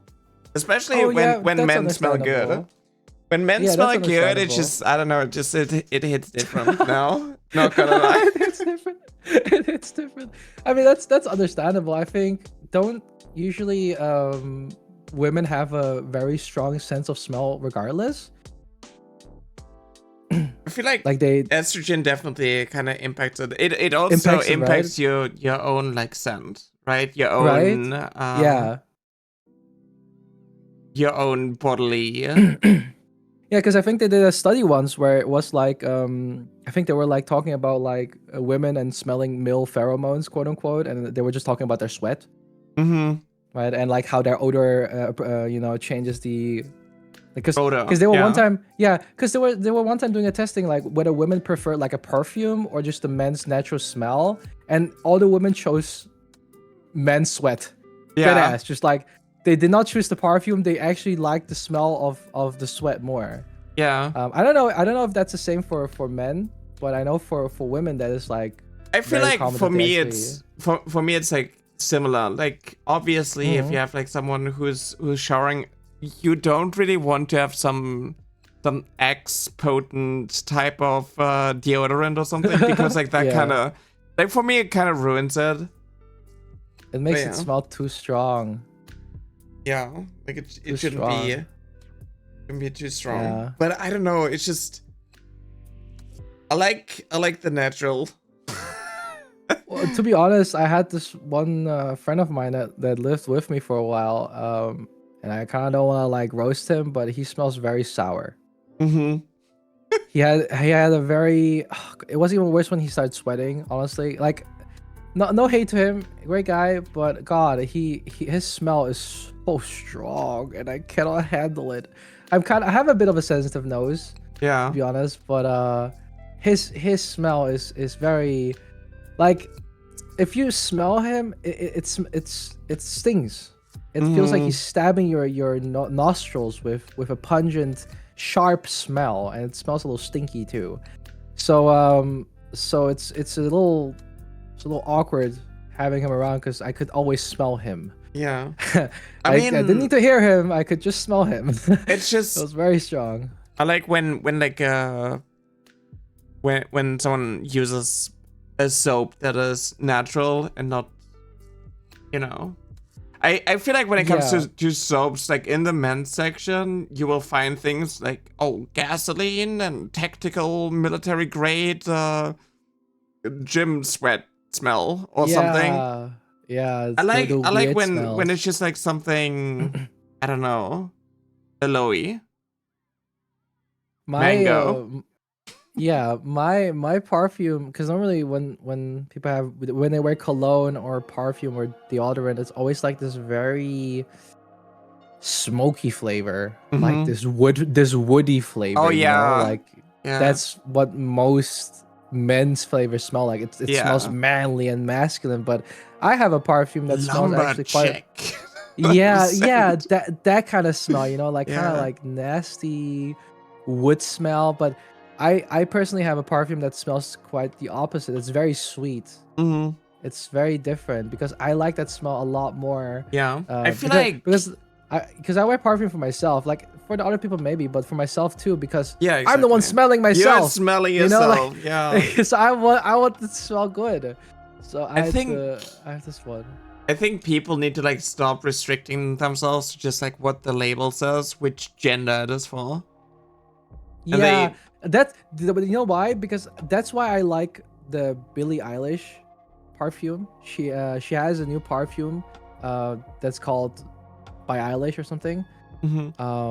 And it's actually a unisex perfume. It's a perfume that can be worn by both men and women because the smell is so, what's the word for it? It's very androgynous smell. It can be complementary for both men and women. And I love that. I fucking love that. I love when people do that. I love when they make like that's also like the thing that I'm always speaking up against, right? Like gendered clothing, gendered things that don't have to be gendered. Yeah, right? exactly. For example, perfume shouldn't have to be. I think men should be able to wear women's perfume, because if you think about it, my perfume, it smells, no, it's not as sweet as a women's perfume, right? It's still like a bit on the lower side. But obviously, if you would categorize my perfume in the women's section, people wouldn't bat an eye. Yeah. There wouldn't be no difference because it's pretty similar. But because it's advertised for men can buy it without, societal at least like feeling weird about it. But it's essentially a women's perfume. Seriously, it smells like one, in my opinion. If you really want to like put a gender on it, quote unquote. That's why I think it's unnecessary. I feel like it's just because like men's perfumes are always like so like strong in that sense they can be, yeah, they definitely. I don't know, when it comes to like women's perfumes, it's more like flowery or like fruity or I don't know, some plants. And for men's, I don't know, it's just like very overpowering and not complimentary at all. Yeah. It's very strange. Yeah, it's very just strange. Like, I think that when I started transitioning, when I started coming out, I felt kind of liberated when I was like, oh, I do not need to go into like the men's section and look for something. I can also include all of these other options, and I can just find something that I like. If there's something actually in the men's section that I like, which is rarely the case, why not? Yeah. But there are like so many things where it's also like dependent on your own kind of like body chemistry, what like fits you. And for clothes? Yeah, for clothes, perfumes, like hygiene and so on. Like even when it comes to like, I don't know, face care or face care. Or something. Yeah, the thing is that here in the Netherlands, people here at this point are so like, face care here is starting to become extremely gender neutral. Yes, they make products for women, it's advertised to women, but people don't really bat an eye if men start buying it nowadays, because people understand how crucial it is to just have decent fucking face care, right? Yeah, exactly. So a lot of people here don't really ban. Maybe 20 years ago it would have been like, why are you buying women's cream for their face? Like, I thought you were a man. Like they don't do that anymore. People have grown up and grown past it. Clothing can be a little iffy depending on where you are. Sometimes people will like give you like a bit of a side eye, but I don't really think people care enough. Yeah. But I think when it comes to stuff like that, it's not really necessary to have clothing be gendered, I feel like, because even if it's gendered, it's still limited by the body type. Yeah, exactly. Think about it, because some clothes, for example, women's clothes doesn't mean that every woman can wear it. They can, but it will look better on the one body type as the other body type, whereas a different piece of clothing will look better on the other body type than the other one, right? Like, so everyone has their, depending on your, like you said, body chemistry, it basically like determines what could look good on you, and that's okay. That's like that's what makes people unique, right? They're all different clothing fits someone else better, and that's just how it is. But the gender technically at the end of the day doesn't make a difference, because guys can look extremely good in dresses, but women can look fucking amazing in suits. But it's like, but there's no difference in those. It's also like how the clothing, like essentially how the clothing fits on your body, and not necessarily what gender it is advertised for. Exactly. It fits. That's the thing. Like we could have clothing also like be categorized in body type rather than gender, because then you eliminate the one problem, the big problem, and then I think a big issue that like happened like decades ago, over the decades, is just when it comes to men's clothing, is a lot of it is just essentially not really highlighting your body type, but it's just one size fits all type of thing. Yes, it is. It's so boring because it's always the same clothing. Men's clothing are not interesting at all. Women have very cool and interesting clothes.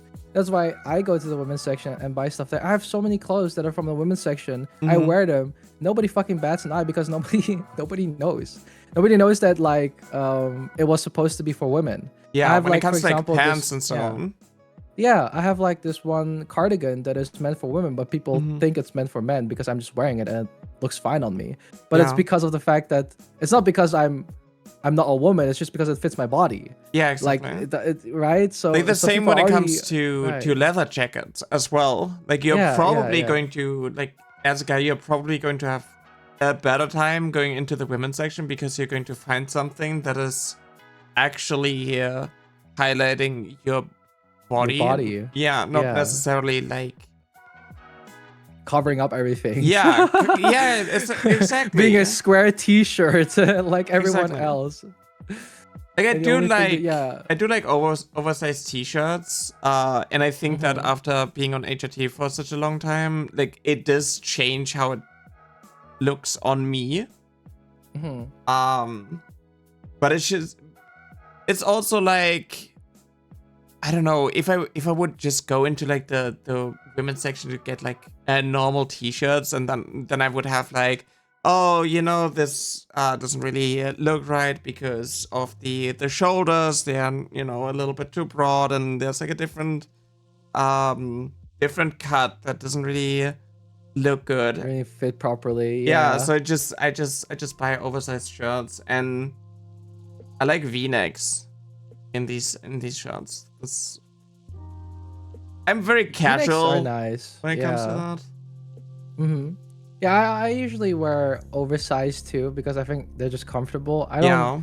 I don't dress for fashion as well. Mhm. I dress for fashion, but like I also want to be comfortable, you know? Yeah, exactly. So I don't want to. Some days I just don't really care, so I just wear Mhm. whatever. But most of the time I just like to be comfortable. I guess if it's like a event, I guess I would put a little bit of effort in it.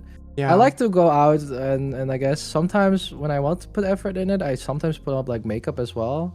Mhm. Because people also like my mom was like, why are you wearing makeup? And I'm like, can't a boy want to look pretty? Like I said to my mom, because my mom is like very a little bit like on the conservative side of things, right? Especially when it comes to like men doing women things. Yeah. She's like, why are you wearing makeup? That's like a girl thing. And I'm like, well, why do you wear makeup? And she's like, well, so I can look pretty and look presentable. And I'm like, exactly. So if you're allowed to be presentable and use makeup, then why can't I do that? And she's like, Yeah. yeah, but it's for women. And I'm like, okay, but it's advertised originally for women, but men are wearing it too. Have you ever seen like the artists, actors use it? Male actors use makeup to be presentable on camera, Yeah. right? You have male artists for the music video, music videos. Yeah, they wear makeup, right? Like they all do it all the time, and they do it for the sake of being presentable. I said to her, and she's like, "Oh, well, you're making a fair point." I'm like, "Right. So can I not, as someone that is traveling around the world trying to meet people, shouldn't I be presentable?" You know? And she's like, "You know what? That's a fair point." So I said to her, like, "See, if you can do that, who's telling me that I can't do that either? Because the other men in the world do it too." Yeah, And I it's give, yeah. I think because, that's like, a really good point. Yeah, I think that's a good way to put it. I feel like when it comes to I don't know, beauty expectations and so on, it's just like, oh yeah, men are just supposed to look like shit, but they earn the money, so they're going to get women anyways. Kind of logic, and it's just toxic, just very toxic. Yeah, it's very toxic. Yeah. It's like you can't take like a face cream because that's gay, and then no woman wants you because you're doing something that is meant for women. And it's like, yeah, that is so toxic. That's a toxic masculinity. Yeah. It's terrible. yeah, it's And horrible. it's always like it's so strange because in the beginning a lot of people questioned me always, and they were like, why are you wearing leggings, they said. And I'm like, motherfucker, you are wearing leggings, they're fucking comfortable, Yeah, they are fucking and they're comfy. warm, and they're like, okay, that's a fair point, but It feels the like you're leggings are not meant for wearing women. And I'm anything. like, It's it's like just you're not nice. But it doesn't feel like you're naked, at least, Yeah, like, you're not naked, covering. but like you're just so comfortable. Yeah, exactly. Leggings are very like, they're thin, but they Yeah. cover you up at least, but they don't feel like they're there, But It's like a So- second skin. Yeah, exactly. And it's extremely nice. And I'm like, the fact that women hid this from us for years is a crime. This is a crime. The fact You that they have have to you have to get the men's leggings for the gyms, you know, for the, when you for the can men. wear like because the they're so shorts much over. different. Yeah. Because they're so much different than the women's one. Like they have the exact same material, the exact same texture, the Yeah. exact same build up, but this one is for men because it has cool blue lines on it. Okay. all right, buddy. But it's still the same pair of leggings that women wear. But all right, buddy. If that makes you feel better, like, Yeah. it's so stupid. Why don't you just make it like unisex ? Because it's the same product. But yeah, that's what they do though. It's the same thing. And the funny thing is the one thing that I also really don't like is the fact they hit these fluffy ass leggings from us that have like this cushioning inside, because those are super nice for the winter. It's so warm. They're really comfy. They are so nice.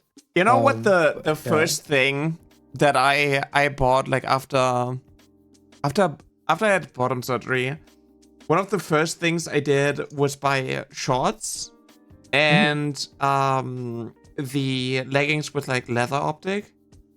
Yeah. And I don't know why, but I always had like this weird mental blockage of like not buying them and like finding some leggings that are, I don't know, not that skin tight. Like they're still skin tight, but they still have like some room. But like this was something that I wanted to buy since, I don't know, fucking 5th grade. And then I was like, okay, I can finally get this. Yeah, you can finally get it, yeah. Yeah. Oh my god. Crazy. That must have been very liberating. It was pretty nice. Yeah. I feel like I talked about this a while ago. There's like in Overwatch there's a Tracer skin, the graffiti skin. When that was released, like it's leggings and she's wearing like some oversized hoodie. And I always I remember there was like 2016, like 10 years ago. I remember like sitting there looking at the skin being like, I just want to wear that outfit. And now a while ago I played Overwatch again and I saw the skin again. I was like, and now I'm wearing that outfit. Let's go. Oh my god, that's so hype though. Yeah, it's so cathartic. Hype. I love that.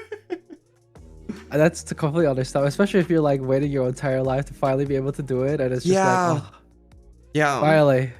It's like the first time I shaved my legs and the first time I painted my nails. Those were like also like key moments where just like it feels so liberating because now I'm no longer like forced to adhere to these toxic masculinity traits, and I have to be like overperforming masculinity because otherwise you don't fit into society. Exactly Type shit. Yeah, no, I had the same. I mean, for me, I never transitioned, but for me, since I'm still like technically part of the femboy side of things, I did come out as gender fluid recently, but I would still like, I always tell people like, don't take it too personal or don't take it too serious, because like, well, take it serious, I guess, but like at the end of the day, I'm still the same guy in my eyes.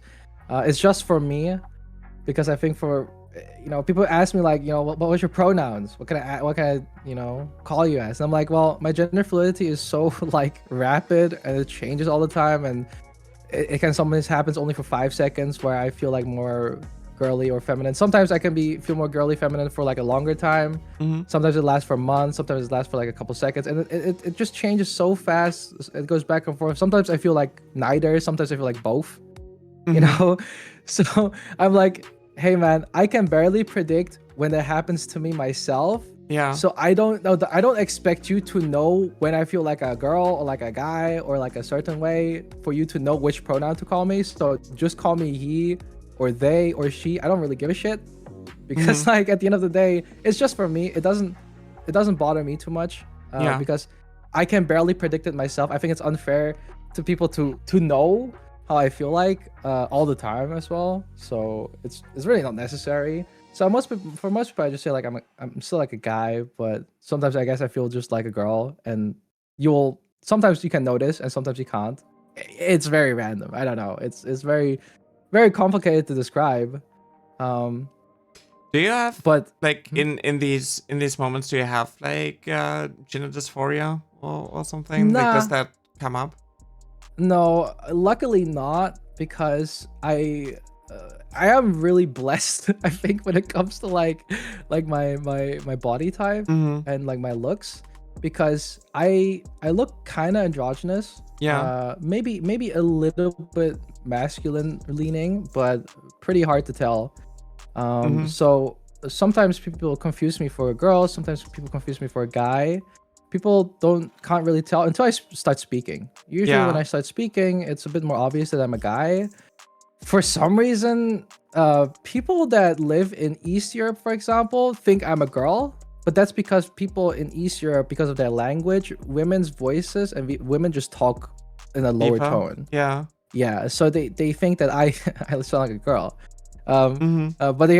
But if you go more west, I mean, it changes. Some people will hear me and they're like, yeah, you're obviously a guy, and it's confusing to me too, because like I'm like, I don't know, I think I'm a guy, but either way, it doesn't necessarily change Not too always. much. Not always, yeah, right. So but yeah, I never really experienced dysphoria, because when I feel girly, I sometimes wear like a skirt, or wear some makeup, or I wear something, very girly that I feel like would look good, or I want to make myself look pretty, and then I feel like it fits, and I feel good Mm-hmm. about myself. I'm like, oh, this is fine, because I feel like I'm, I would see myself pass, right? And then Yeah. and when I do that, people think I'm a girl until I start talking, and then they're like, whoa, what? I thought you were a girl. Sorry, and then so it's very validating for me. I can Mm-hmm. understand that for some, like, if I wasn't like this, to be honest, if I Yeah. wasn't this lucky, I probably would have.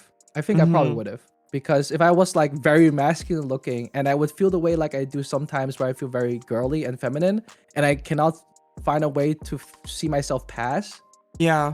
then Yeah. it's gonna make me feel like, I Yeah. don't fit. That was like for me, it was when I was 14, 15, and I was looking into, oh, why do I feel like a girl? Why do I want to wake up as a girl? And so on. And I found a lot of like femboy, like cross-dressing stuff, and I was like, oh yeah, okay, let me put on the skirt and see how it feels. And then I looked into the mirror and I was like, I just look like a guy in a skirt, and that feels Yeah. like it felt wrong to me, because I just want to be seen as a girl wearing a skirt. And there was like, it was pretty rough at that point. Yeah. And No, that's understandable. yeah, now with like transitioning, it's getting a little bit better, but I still have like Yeah. issues with like, oh, I gotta put in a little bit of effort in order to have people perceive me properly. And then it's also like the voice. Like I said, when you speak, a lot of it is just, I feel like, I don't know, over 50% at least is like your voice, just and so that causes like that's like the root cause of a lot of dysphoria for me. Yeah, the voice for some people, that's, I guess you also like started voice training, right? Because like that's what most people do to help themselves pass as well. Yeah. Right, it makes it a bit easier. Voice training takes time. It does. Seen people like voice train for like years, and after years, like, they started passing more and more. But I think we're luckily kind of like slowly getting more into a world where we are more accepted, I feel like. Well, I mean, it depends. Yeah, but it kind of depends. It kind of depends where you are. It kind Yeah. of depends where you are. I would say for the Netherlands, yes, because I feel very much accepted here as who I am, right? But if America, but then we don't talk about America. America is like a problem right now. But you know what I mean? Like, it depends on where you are. But I think it's definitely a lot better than it was like 20 years ago. I think if I did the things I did today, 20 years ago in the Netherlands, I mean, I don't think they would really like that. Yeah. But now I feel better about it. I don't think it's that much of a problem here, at least. Do Do you ever I think about voice training? Like yourself? No, I don't really think it's something I would need, or I think it's something that would do anything for me. I I mean, think it could be fun, voice, right? It could be I fun to have like play done. around with voices. Yeah, that's what I technically would do it for. I used Yeah. to do voice training just for fun because I think I Mhm. like doing like different voices, and I used to voice train Yeah. back in like 2020 or something. I would just sometimes like go on a higher pitch and higher voice and Mhm. have fun with it. So I can Yeah. and I can do it, but it's extremely straining on my voice, and also yeah, I don't know. My voice is already pretty high for a guy as it is. I mean, Yeah, I don't know, cause I think to some people will say that I do sound high, and some people will say that I don't sound like high at all. I have like a very low voice, and I'm like, okay, now you guys are just confusing me. I think, I mean, when it comes to voice, it's not necessarily like the pitch that is that important, but it's more like resonance. Yeah. So I personally read your voice more, like even if it's Masculine. more like an androgynous, like leaning Oh. masculine. Yeah. Right. That's what I'm thinking as well. It's like Yeah. androgynous, like masculine leaning, but I'm fine with that. I'm very comfortable with my voice. I'm okay with it. Do you ever like check where your voice sits, like pitch wise? Like if I'm, what do you mean? Like when it check? comes to the hertz, when you like speak, where your voice sits. No, not really. Okay, I would be like, it would be kind of interesting to know if we're like in a similar range.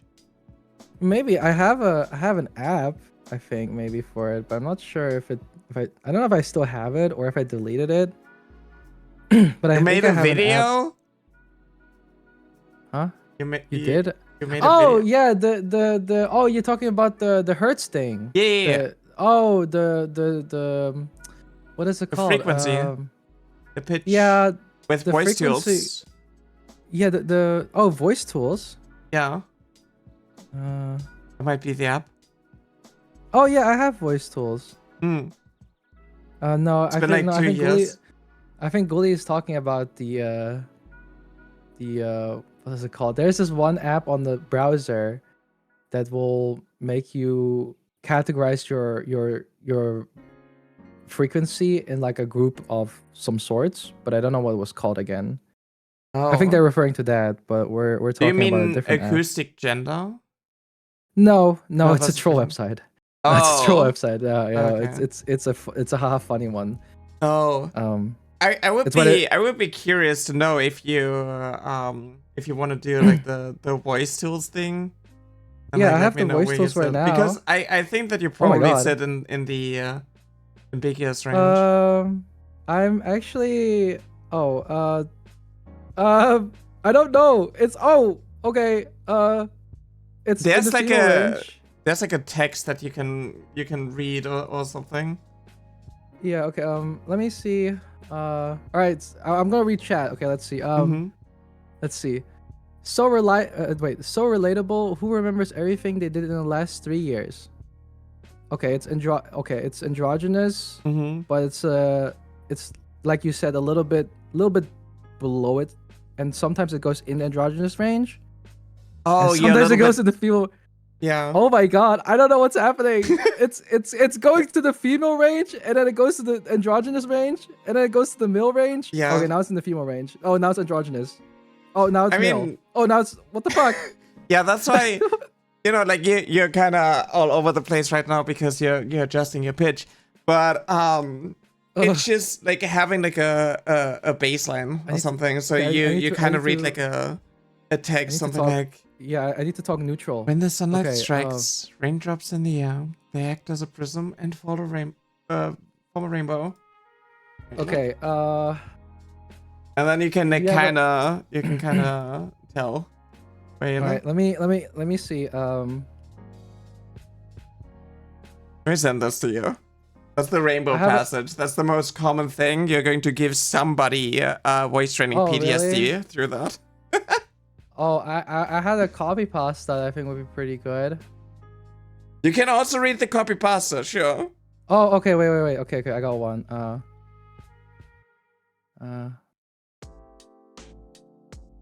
Okay. Okay, I hope you're ready for this one. Hey guys, did you know? All right. What the fuck did you just say to me about me, you little bitch? I'll have you know I graduated top of my class in the Navy SEALs, and I've been involved in numerous secret raids on Al-Qaeda, and I have over 300 confirmed kills. I'm trained in guerrilla warfare, and I'm a top sniper in the entire US Armed Forces. You are nothing to me, but just another target. I'll wipe you out the fuck with the precision of the likes that have never been seen before on this earth. Mark my fucking words. You think you can get away with saying that shit to me over the internet? Think again, fucker. As we speak, I'm contacting my secret network of spies across... Okay, I can't do this anymore. Across the USA, and your IP is being traced right now, so you better prepare for the storm, maggot. Yeah, probably Like, ambiguous. it's a little bit under. Yeah, it's in the androgynous range. Mm-hmm. And sometimes leaning male, but then it goes androgynous. Okay, so sometimes it jumps a little down, and then it goes back to androgynous. So it's around that. Hey, that's weird. I didn't even know that. Oh, there you go. Yeah, I feel like for me it's more like it jumps around. Like my voice jumps around as well. Like obviously pitch is not like the only indicator whether or not you're being perceived as a man or a woman. But it can be interesting to kind of know like where your voice sits. So and like it makes sense. So like if your voice is like in the more androgynous range, and you have like people who have been around women with deeper voices, they are going to read your voice as more like feminine then. Yeah, because like that is the perception. Like, the people. Yeah, exactly. I think it heavily depends on the on what they are also like standardized in, like in their language maybe. Oh my god! Oh my god! What's my going god! on? What is happening? Oh, whoa! What's going on? Oh my god! Oh, whoa! What's going on? What are you doing? Ah! Sorry, I don't know what happened there for a second. I'm not gonna lie. We got like a glitch in the Matrix. Holy shit! Yeah, I don't know what the fuck that was. I didn't do anything. Oh what the heck? Let's go jump scared. Sorry. You evolved. Evolving. It's too soon, guys. Too soon. New model comes later. Not yet. We're too soon. My bad. Oh my god. Some warning next time. This was not planned. I didn't plan this ahead. This was not part of the gig. Oh, that's crazy. Yeah, this was not part of it. But yeah, I mean, either way, for me, that's kind of where my journey has led me. I was a femboy at first. Well, I technically still am, I guess, in some way. I also consider myself like a soft boy. Because sometimes I just don't really necessarily feel feminine. I just feel more soft and cuddly and chill, you know. But I don't necessarily feel feminine, you know. Sometimes I feel more feminine. I remember, didn't you like back in the day kind of reject the label femboy? Yeah, I kind of still do. Is it because of like how heavily like sexualized the term is? Yes. It's more because of the stigma and controversies that I don't really like that are involved around it. Because a lot of people, I rather tell them I'm a fanboy after they get to know me than beforehand. Because beforehand they have the prejudice, and I understand, because you know, when you hear the term femboy, it's usually something that is engaged in a sexual activity, and that's just where the term became popular from. So I understand where the stigma comes from.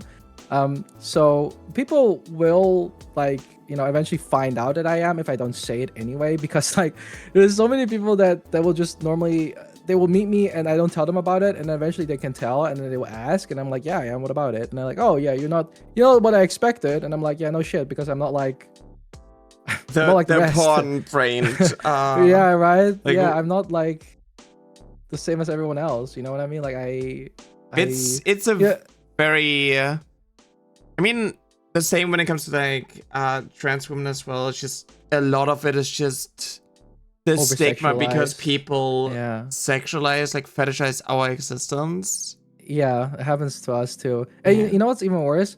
I think here's the thing. I think femboys and trans people get along pretty well, but there's this really weird thing where they call trans people femboys, and then they call femboys trans people. And that's like the dumbest thing ever, because I'm like, you're just insulting both of us right now. You know what I mean? Like calling a femboy a trans person is disrespectful, but calling a trans person a femboy is equally as disrespectful. I mean, like, for me, it's like, there are obviously a lot of like trans women who also call themselves femboys. Femboys, yeah. But it's like when people put that label on you, it can feel really invalidating, because like, I'm not a feminine boy, I'm just a girl. And I think for me it's more because of the fact that there are obviously trans people that are femboys too, right? But it's more about the fact that they're using it because like they're definitely, I'm not saying that they mean to say it in a rude way, but I feel like the way how they say like, okay, but if you're trans, but you're just a femboy instead, exactly. Right? Like if they say that, that's obviously just they're not saying that because they don't know better. It is they're invalidating. Saying that because invalidating, exactly. And for femboys it's the same thing. If they say like femboy, you're a trans person, I'm like, you're just you're trying to invalidate us. You're not oblivious, you're not stupid. You're not a real boy because you want to wear skirts and do the girly thing. You're trans. Right. And it's like, you're trans. It's like, I think a lot of it also comes from the fact that a lot of trans girls do have like this femboy stage of like, well, I can't be a real girl, so I'm just going to settle for being a femboy. Yeah. Which also causes a lot of like transphobia in femboy spaces. It's where so it's like, annoying. I accept that I can never be a real girl. Why can't you? Yeah, it's so weird because like a lot of femboys, not a lot of femboys, but there are femboys definitely that enjoy femboys. But then like the moment when the femboy says like, yeah, I might be trans, then they immediately just like drop their support and be like, hey, you're a scum of the earth. And it's like, wow, I didn't know that. But nothing changed about me. You know, like what's the problem? Like I came out as gender fluid, and I think there's one person that went from really liking me, I think, to absolutely fucking hating me because I'm a trans cultist now. Oh. And I was sitting and I'm like, sorry, what? Why am I trans cultist? Because I advocate for trans rights, because I say trans rights matter, because I am an ally, because I care about them, because I'm pretty much trans myself, because I'm gender fluid, quote unquote, right? So like I'm there, man, like, but nothing has changed about me. So what's the difference about me now, right? But then that's only because I associate myself with a label, and it's like, that's crazy. Just the social stigma that comes from it. I feel like I was talking with my friend Lucy about this, because like on Valorant and so on, obviously a lot of people, you know, ask me if really I'm a femboy, and I kind of like I play into it because, you know, it's funny content. I don't want to always like fight and be like, no, I'm actually like a real woman. It's you can really have fun exhausting. with it sometimes. You know? Yeah. And you can have fun with it sometimes. It's kind of interesting how well, quote unquote, well, femboys are received in these spaces, but trans women are hated. Are not, yes. And a lot of things, it's just like the social stigma, and also how the media portrays certain types. Because like, oh, you think of femboys, you know, they're sweet and small, and they just, you know, they wear their skirts and have their thighs. And when it comes to trans women, it's suddenly like too much. It's like, what? Yeah. But nothing changed. And when it comes to like trans women, like the portrayal is like, oh, it's a man in a dress, someone who is a predator, and someone who is, you know, some pedophile, groomer, evil person. Why? Yeah, it's like, what the fuck are you guys talking about? Yeah. What are you saying? And I feel like those words have like lost their meaning now, because people just fucking pin that shit on everyone, and it's like, okay, man, you don't even know what a word means. You're probably still using it. Like you call out actual grooming, and then it's like, no, this is, you know. No, but that's different. You know, they were in a different situation. They were, you know, it's a different scenario. Yeah, there's 13.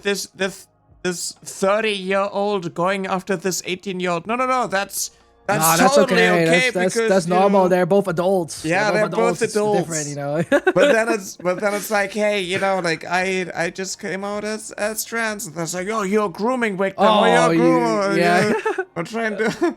Like it's, You're just doing that so you can go into the women's bathroom and spy on them. Like, what the fuck is wrong with you? What do you think we are, bro? Perverts? Like, what's wrong with you, man? It's because, you know, like they just want to do it. I just I feel like they just don't have. oh, better you just want to things go do. into the women's. You want to go into the women's gym and look at the women and I was harass like, harass the women. I It's just like, wanna okay, I yeah, just right. I just wanna exist, please, thank you. Yeah, I just wanna be happy. It's Yeah. because they're projecting. They're projecting, but they're also just so insecure. It's so bro. hive Like, mind yeah, it's mentality. so hive mind. Yeah. They're just like bandwagoning because like everyone is hating on them, so they have to as well. It's But like you're also right about like the femboy acceptance. A lot of people when they see femboys, they're like, oh, ooga booga femboy. Yeah. Oh, I love femboys. And then if it's a trans person, they're like, what? What do you mean you're trans? It's like, oh, but you're not a real woman. It's also like yeah. I feel like a lot of guys are really scared of admitting that they are attracted to trans women. Yeah, they're also really. They also that too. But I actually had this conversation with my friend once. Since that they said like, hey, if you had like this perfect girl, right, and she's amazing, right, fits you, you get along very well, had a good laughter and stuff like that. But then eventually you find out that they're trans. What do you do, right? Mm-hmm. And some people have said to him like, oh, I probably wouldn't. And then he was like, but why? What possibly here has changed? They pass as a woman, you know. In fact, maybe she looks even better than most women, right? But they just, you know, they have a dong. They haven't had bottom surgery, or maybe they have, and you just find out that they're trans. What possibly could have changed in this scenario at all for you that could have thrown you off, other than the fact that they were trans? Yeah. It's just transphobic, isn't it? Like, that has nothing to do with anything, because they pass as a woman, you get along well, you are basically like soulmates at this point, but you still deny them because of the fact that they used to be someone else. And it's like, no, now they're just their true selves, and you're not accepting them for it. Yeah. That's kind of more rude, I feel like. I think a lot of aspects come from like the social stigma that, like, you know, straight guys would be more open to dating trans women if they wouldn't get mocked for it. True. Yeah. Because like if you're toxic masculinity, right? Yeah, you're going to be called. Comes from. You're going to be called gay, and if you're being called gay or like you know, anything that is like feminine, you're losing your social standing. Bad. Yeah. Yes, you do. And then they're like, you know, if a guy is being, because if like I don't know what it is, because femboys are more accepted. I feel like, I think when people are like submissively masculine, guys like that question mark.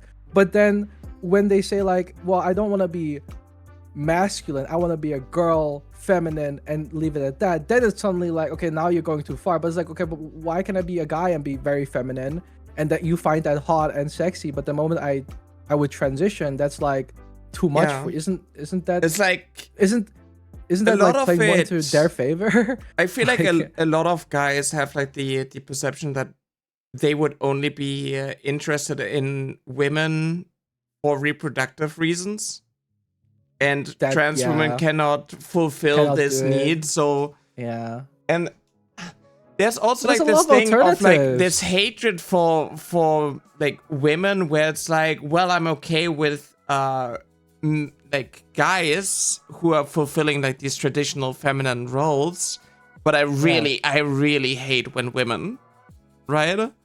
This like weird like Greek type they're not allowed to do shit. It, but they're not allowed to like do age it. Increase. But then exactly. It's very like, what's the word for it? It's very misogynistic. Not yes, but it's like a double standard. Like, we are allowed to do it, but you're not. Even though there's really no difference other than one specific thing. That honestly shouldn't play a role in this whole conversation. Also, I just realized I have to go soon, or rather soon. You got stream soon? Yeah, I realized that's already 9, but I didn't want to like cut off the conversation because it was very interesting. Yeah, I want to really enjoyed our talk, and I more than happy to continue this conversation. We should. I did want to like add something. I feel like there's also Sure. this point of like a resentment for trans women because they take away their their fetish, their femboys that they like their twinks that they want. Yeah, the twinks they want. Yeah, because we're overly sexualized, and then they're like, oh, you're no longer that twink femboy that I want. Now you're just a trans. You're no woman, longer a so... boy wife. Now you're just a wife, but you can't even do the basic thing of giving me offspring or something. Yeah, it's terrible. It's terrible. It's so bad. It's so bad. I feel like the whole, I don't know, the fetishization of it is just really bad. It's really bad. I don't have a problem necessarily with people like being attracted to it, because obviously everyone has their preferences. That's okay. But but the main difference here is like I don't want femboys or trans people to have the fetish as like the #1 reason why they even exist. You know what I mean? Like, exactly. or why they even accept it for that matter. Because like I feel like that some people literally just accept femboys or trans people because they are fetishizing them, not because they actually value them as people. It's just that's a problem. We're like objects to them. Yeah, exactly. We're such a small minority where people's exposure is just through porn. And there's also like this aspect of like, well, you are choosing to be a trans woman or so on, and you know what is happening, so you're doing it deliberately to be fetishized, which is like obviously not true. I find that very funny because they say you're just doing that because as if they know what it's like to go through it. You know what I mean? Like as if they know the experience and the thoughts that you have and how your brain functions, and you're doing it to, like, to be sexualized by men. Yeah, right. Ridiculous. I think that's the one thing with me and femboys, because like I started out accepting more of the fact that I was a femboy, because at the end of the day I'm a feminine guy, and ultimately the femboy label fits me. But I don't always call myself a femboy because of the fact that like once I got into like the whole thing, I noticed how overly over-sexualized they are, and I didn't want to be. I didn't want to be a very sexual guy. Like I like don't get me wrong. I mean, I like sexual things, I guess, because I'm a human. I'm an adult, but like I don't want that to be my whole persona. Factor. I don't want to, exactly, right? I don't only want to be that. I mean, and I honestly I was. So, before I became a femboy, I make lewd jokes sometimes, like innuendos. It's fun, like adult jokes, not necessarily something like sexual. Where I would be like, oh yeah, please come here and do sexual things, but like more like just like a little jab for fun, right? And I always used to do that, and I still do that. But then people were like, oh yeah, you're a femboy, that's why you're being so sexual. And I'm like, brother, I made one dick joke, bro. Like it's not that deep, bro. Like it's not, And it's immediately like as if I make a lewd joke now, it's suddenly like on such a higher caliber than when I used to not be a femboy and make the same exact joke. Yeah. But now it's suddenly like very sexualized. So I'm just like, okay, So I still make those jokes because I don't really care what people think at the end of the day. But also, I don't necessarily want people to think that I'm just a sexual object that you can just flirt with all the time, because that's just annoying. So that's why I don't openly like say it much. It just saves me the trouble of banning people. Yeah, that's why I think, because like a lot of people tend to jump the gun really fast, and sometimes I get first-time messages that are extremely unhinged. Yeah. Very, very, very cringe as well, and I'm just like, oh, okay, that's just another ban for the list, I guess. Yeah. So, and I try to make that clear to people, like you can make innuendos and stuff like that. I think that's fine. Like I don't have a problem with it, but don't go to me and start like asking me what my fucking phone number is or whether I want to suck your dick. Because respectfully, no. Well, actually, disrespectfully, no. I'd rather not. Like it's just weird. It's just weird. I just want to be seen as a person and be treated with respect. That's it. That's all I'm asking. VTuber femboy wants to be seen as a person. That is crazy. It's shit, man. Wow. Like, I'm no longer human apparently to most people. I'm not allowed to. I mean, it's also like when people see like my trans flag and Valorant or so on, like people have like these immediate like Thoughts. questions of like, oh, what Yeah. does your genitalia look like? Oh, did you have surgery? How None of long their have you been business, transitioning? man. What is, you know, like all of these questions that are like deeply personal, and they just like, oh, I'm just asking things. I'm just curious. Yeah. And it's like, Oh, okay, of course. sure, Of but like course. you're a stranger and we're playing a video game. Like, okay. Yeah, it's like shut up, it's none of your business, man. Let them alone, let them play their game. What the fuck? Like everyone pries. It's like, Yeah. you know, if you're curious, then, you know, be a bit more respectful about it. I mean, going out in a public lobby and being like, hey, yeah, so what does your genitalia look like? I'm like, isn't that a imagine you go out in the square in public, right? Fucking like put up a megaphone and ask some random trans person on the street, hey, what does your That's what crotch look like, TERFs are bro? doing. That is what's happening in the Oh UK. my god. Like, yeah. People really have nothing to do these days, huh? Yeah.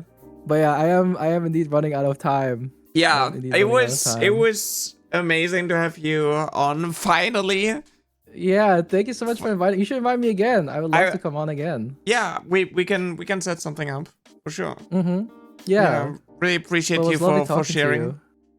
No problem. I really appreciate talking to someone about this as well. It's really cool. I usually talk about this with my chat, but having someone to talk about it as well is nice.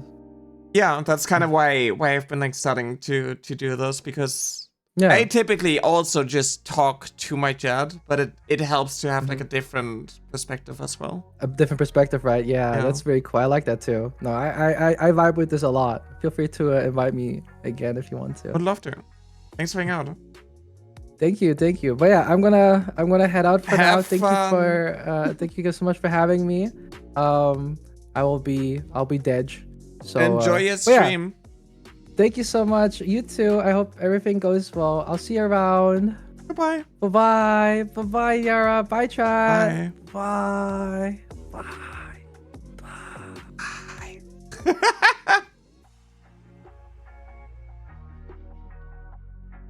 And I'm back. Yeah, thanks for hanging out. For the people that are watching this later on YouTube, when I'm going to figure out where I'm going to put all of these things, thanks for hanging out. I hope you have a good rest of your day, evening, afternoon. Go follow Velkyen. Velkyen is very cool, and I had a lot of fun. Bye-bye.